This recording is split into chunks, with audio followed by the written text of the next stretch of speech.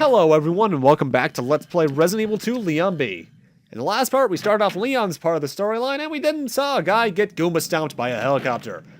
And now we're going to continue on, because you might remember we got the valve handle last part, which we can put to use much earlier than we did in Claire's scenario to put out the fire on that helicopter. Thankfully though, for Leon that's a fairly short trip because you get the valve handle in a much better position. Well actually no, you technically get it very close to it in Claire's scenario, it's just a lot easier to get it in my eyes for Leon. Because he starts off in such a closed off scenario, sector of the police station. Either way, use the handle.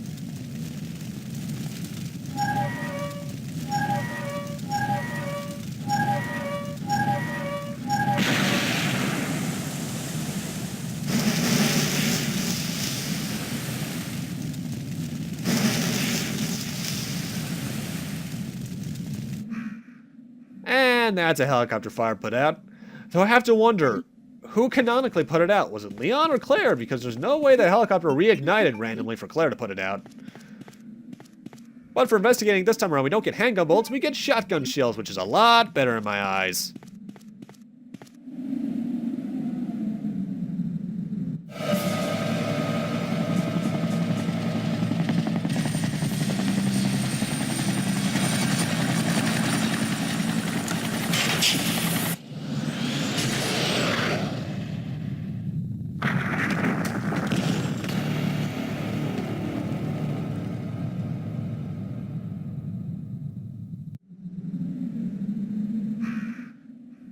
That didn't look too friendly, and that was also pretty much in this exact room. Huh.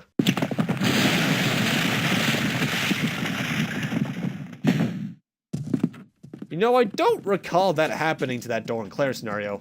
Either way, that thing is in here with us. And he is powerful. He can hit you pretty hard, and if you're stunned on the ground, which one of his punches can do, he'll start a backbreaker attack, which I believe at any health is an instant kill if you're on the ground. Shotgun's pretty good for taking him out if you're playing the Claire scenario. Well, I think you have the grenade launcher at this point, but the shotgun takes him out in much fewer blasts. That, by the way, is Mr. X, also known as Trenchy, which is what I'm going to be referring to him as. After taking him down, investigate his body for some handgun bullets. Well, here's hoping we never deal with him again.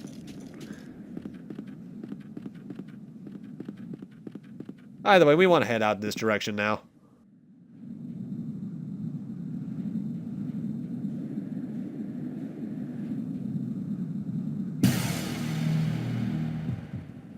It's alive. Mr. X works kind of similar to Nemesis to anyone who's played Resident Evil 3, only he works a bit differently too. The way Mr. X works is that he'll show up at predetermined points throughout the B campaign, for both Leon and Claire, but they're the exact same points. And he's kind of a mini-boss of sorts, so we'll see him more than enough, I'll tell you that much. Either way, now we're in this room where we showed up to a lot later in Claire's scenario. But now that we're in here, we can grab some shotgun shells. And I think there's still a key in here, though. I think it's a different key than the one that Claire got. Yeah, it's the blue card key, which we need to open up the doors.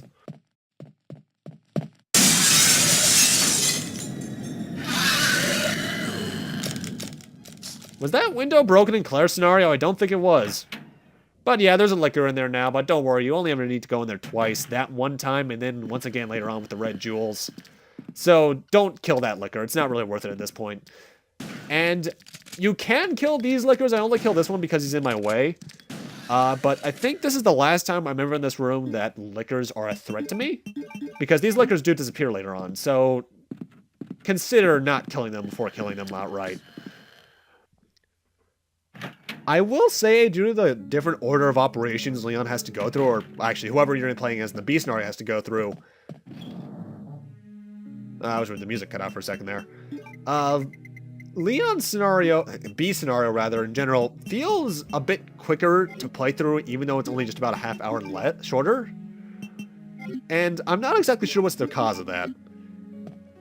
Either way, though, one thing I've neglected to bring up about Resident Evil 2 is that it actually got an N64 release, and it was roughly twice the size and data than Ocarina of Time was. But here's the thing, if I recall, to this day, it's like the highest rated version of the game. Let me take an exact look at that.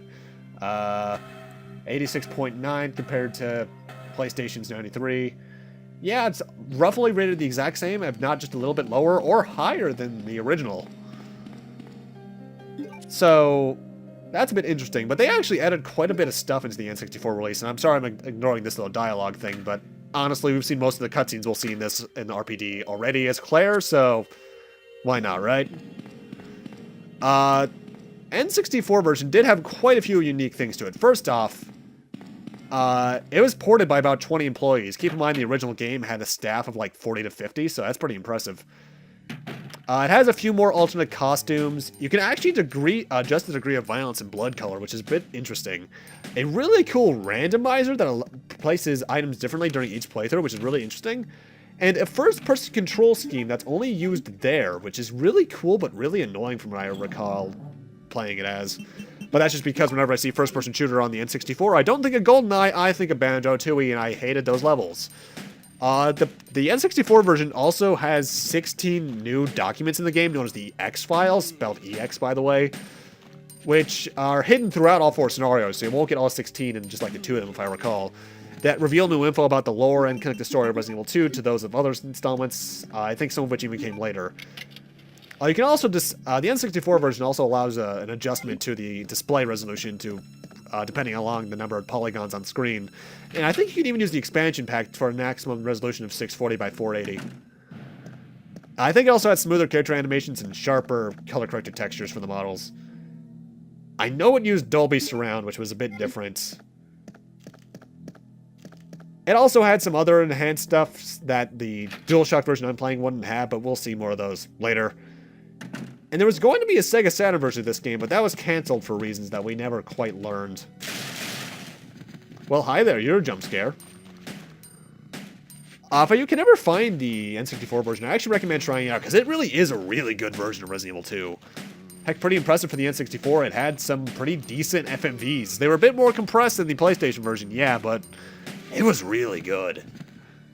Thing is, if I recall, it's also one of the most expensive versions of Resident Evil 2, other than maybe the game. No, actually, I'm not even sure how much the GameCom version was. But if you can ever find it, I recommend it. It's really good.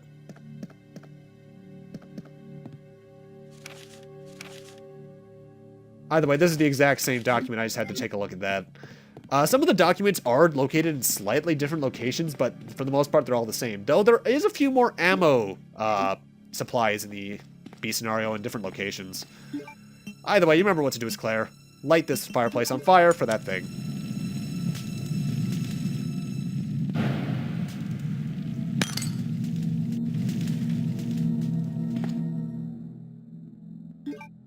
And that's a red jewel for us. Some of the goals do come a lot more quickly as Leon because having the lighter on him allows him to pretty much negate certain puzzles entirely. So that's pretty nice, because the lockpick, you don't really need it in the game. That's the thing, actually, right there. You need the lighter in the game. You don't need to use the lockpick ever, really. Aside from maybe the C4, so yeah. Let's see. Primary search on Amazon. Yeah, N64 version is the most expensive version based off list price by about $10. $90 as opposed to PlayStation's $80. That's pretty cool. I actually remember this one game store that I go to a lot called That's E used to have a solid stock of 1 or 2 of those carts in at a time, but they don't usually anymore. Probably because people who have an eye out for that kind of stuff got it really quickly. Either way, now we're in this room, which means we can finally get our extra costumes. So let's get that special key out. Also store the red jewel. We won't need it for a while.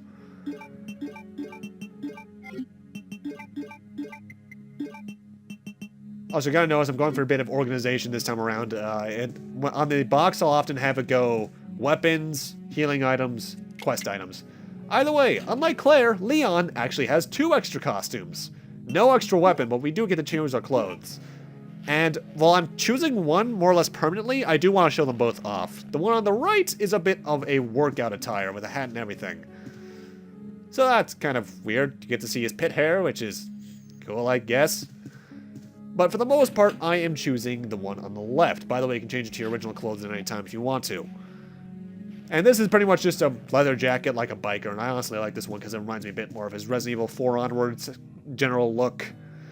However, while we don't get a weapon for doing this, we do get an added bonus all the same. Leon's firing rate does increase no matter which costume you're wearing. I'm not exactly sure why, but it is noticeable. Instead of going like bang, bang, bang, it's bang, bang, bang, bang, bang. Which, you know, preferable when you're in a lot of mob situations, which the B scenario does have a few more of. Not many, it's like maybe 3 as opposed to the 1, but still. And here we have to do this puzzle again. That is kind of the downfall of the way the scenarios are set, is that there's not many unshared puzzles. They go through a lot of the same steps. That is something I wish the remake, I actually hope the remake does, is that it makes the scenarios a bit more unique. Which, mind you, what we got isn't too bad, but a bit more unique content would have been nice. Then again, I'm still wondering what the remake's going to go for. Will it go for more of a Resident Evil remake kind of feeling, like pre-rendered backgrounds again, with more of a focus on survival? Or will it go for more of a Resident Evil 4 behind-the-back shooty McShooty style?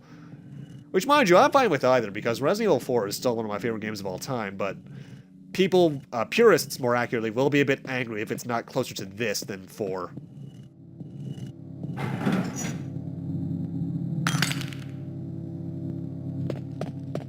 And there's the other red jewel.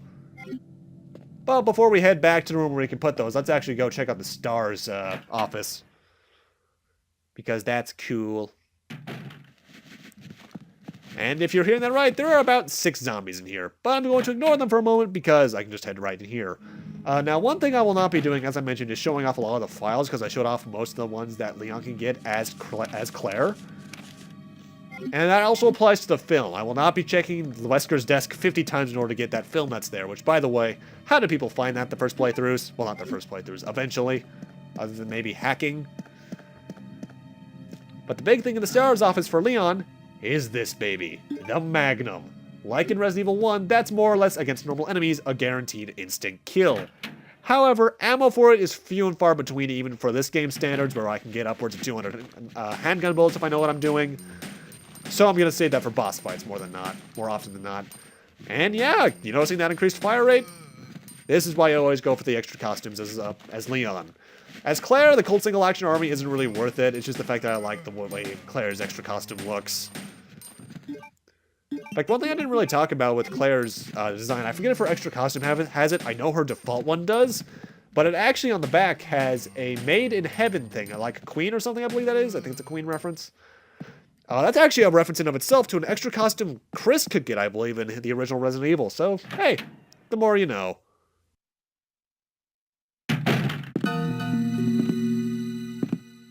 Hey, wait!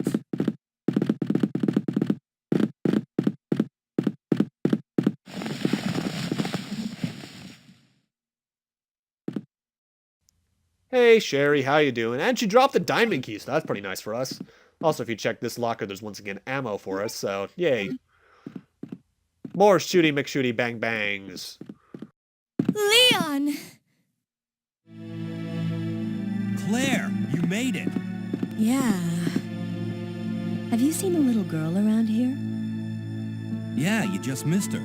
Who is she? I don't know. But it's too dangerous for her to stay here alone. Leon, I'll go look for her. You go and find us a way out of here. Of course. But before I forget, here's a radio. That way we can keep in touch if something comes up. So yeah, nice little detail for the B scenario is that if you got the extra costume in either A scenario, the B scenario would actually show off which one you were wearing. Either way, this desk here, I opened it up in the A scenario for like some rounds, I think. But if you have a small key and open that up for Leon, you get the first of what are upgrade parts for your weapons. It would upgrade the H&K VP70 up to a, I forget what the name of it is, but it's a handgun with a stock that has an increased magazine and a burst fire mode, which allow it to pretty much fire 3 rounds at once. Well, not at once, but in quicker succession. However, the thing is, if you get that, you also lose Leon's little increased fire rate from his alternate costume. And it's just overall not worth it to me, which is why I'm not getting it. However, if you want to get it, it's there if you have a small key. It's not terrible, especially if you're sticking with the normal costume, but I don't like it that much. The other upgrade parts for weapons are much more useful.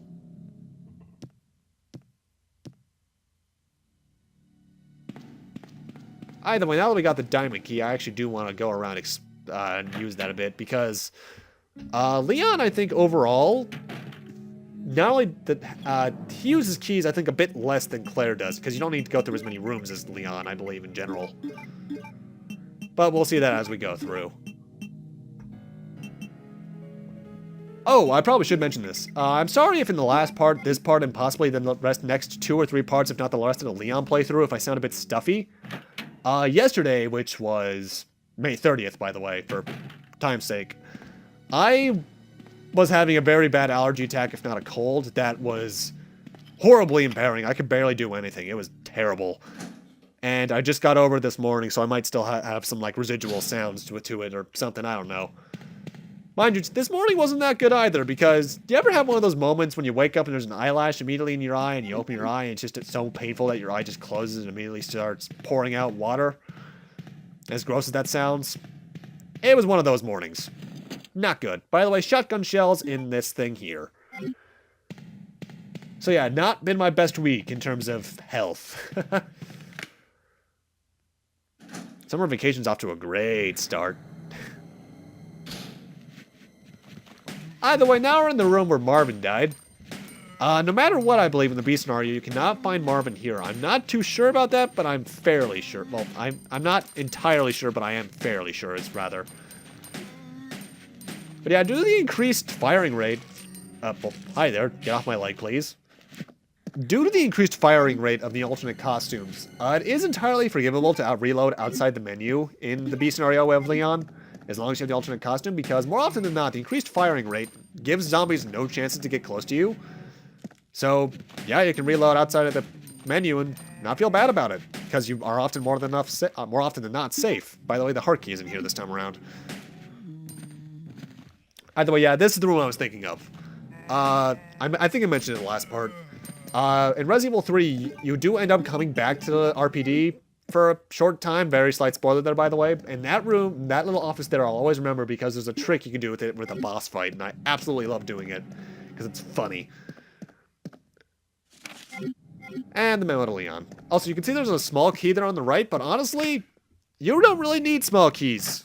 Aside from maybe one instance in Leon B. Because in Leon A, I know you need at least one in order to get the C4 detonator. Or no, the C4 plastic explosive, not the detonator. But in B, you'd never really need it. Maybe that's another reason why B scenario Leon's my favorite scenario in the game. Because you don't need to think about that as much. Either way, since we have both red jewels, I believe it's time we go back and put those in, I think.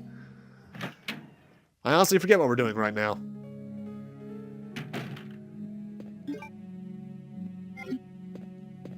Oh, no, I know where we're going. I'm actually not going to get the red jewels because you might remember the basement area. Because we have the heart key now, we can actually head over there a lot earlier than we did in Claire's scenario. So that's where we're heading right now. You know, I just got reminded of this because I was thinking of the cutscene where the guy got smushed by the helicopter last part. I do have to wonder why only like 6 characters can ever hold their own against zombies in the classic Resident Evil games. Even in the modern ones, in movies even.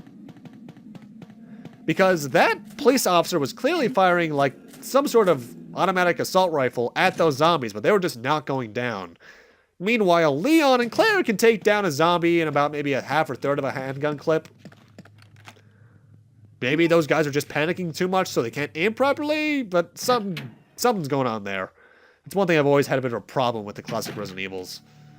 Now, you see, if Resident Evil Classics had maybe the Day of the Dead remake zombies that could run, maybe they'd have problems. Not so much here.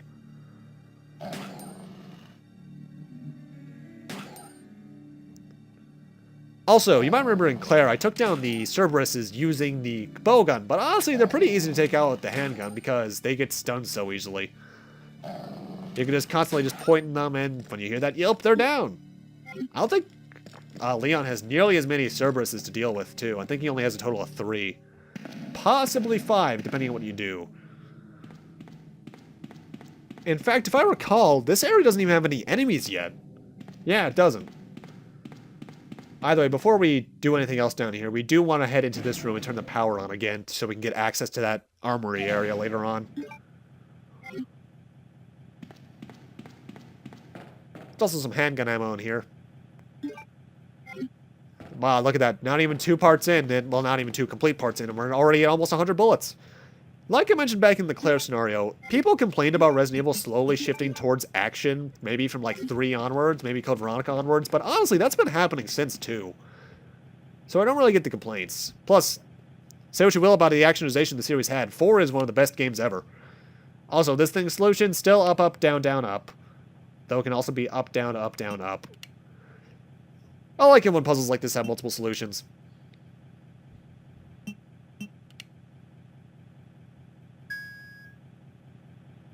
And now that door's available for use later.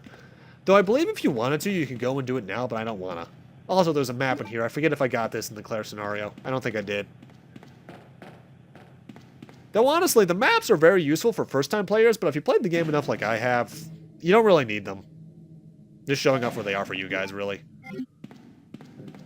Because there probably are people who played the Claire A scenario on their own, but wanted some help on the Leon B that are probably looking up playthroughs of it. In fact, that's something I would do. And now we're back in the parking lot.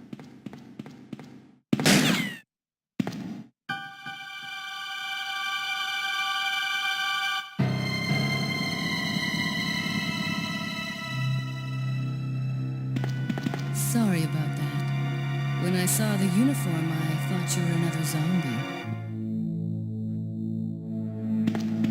Who are you? Ada Wong.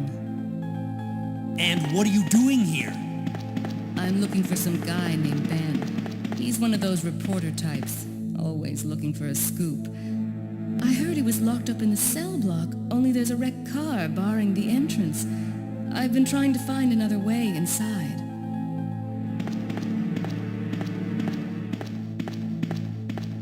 If we work together, we can move this thing. Give me a hand here, will you? Well, hello there. Well, I say we're back in the parking lot, but we never came in here as Claire. All that's in here for Claire is an herb, though. So, fun little fact, Ada in this game is voiced by Sally Cahill, who was also the narrator for the first Marvel vs. Capcom.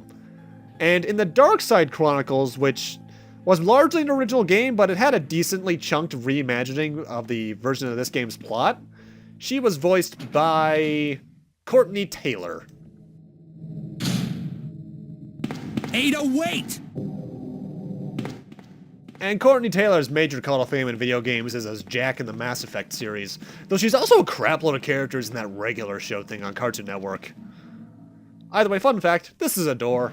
I usually forget that for some reason. It does not look like a door. And now we're in the jail cells. There's some herbs in this one, by the way. I think a blue and a red, or is it a blue and a green? It's blue and a green. So, that's there if needed, though you won't get poisoned for a little bit longer. Let me guess. You must be Ben, right? Get up, now! What do you want? I'm trying to sleep here. Is this the guy? Ben, you told the city officials that you knew something about what's been going on, didn't you? What did you tell them? And who the heck are you? I'm trying to find my boyfriend. His name's John. He was working for a branch office of Umbrella based in Chicago, but he suddenly disappeared 6 months ago. I heard a rumor that he's here in the city. I don't know anything. And even if I did, why would I want to tell you? Okay, I say we leave him in there. Does anyone know where they put the key to this cell? I have it right here, officer. But I'm not about to leave this cell. Those zombies aren't the only things crawling around out there. What was that?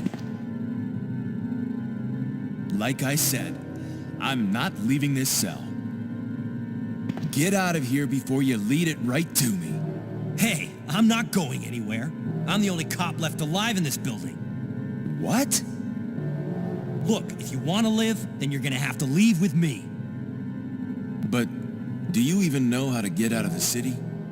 There's a kennel in the back of the building. Inside the kennel is a manhole. Go through and it'll lead you to the sewer entrance, but it won't be easy. All right, I'm going.